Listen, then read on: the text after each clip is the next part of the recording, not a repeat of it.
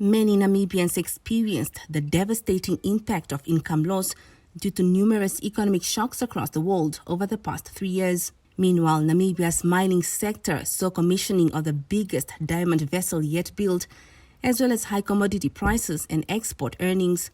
The mining sector, which made up about 1.8% of the workforce, Nandago notes, is imperative to the country's GDP.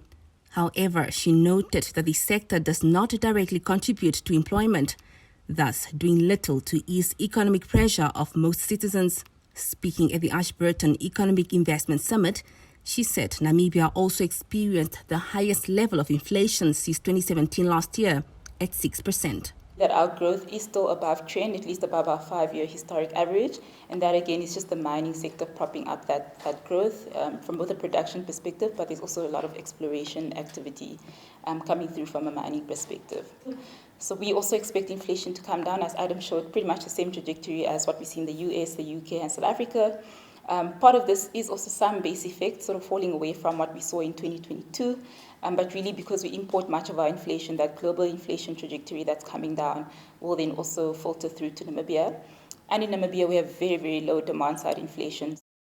Giving an overview on the global economy, Ashburton's fund manager Adam Drury says ongoing geopolitical conflict between Russia and Ukraine continues to worsen inflation in the Western world, which is only expected to normalize in 2025 in some countries.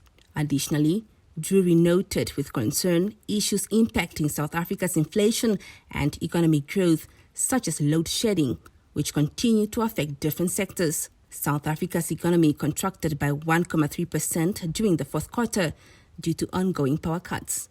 Load shedding has affected key industries in South Africa, especially industries that consume a lot of power, a lot of electricity, i.e. mining, manufacturing, retail even as well. And what we've seen is business confidence has really slumped off. Investments into capital in both the private and government sector even have all come off as well, and that's obviously led to this lower level of GDP.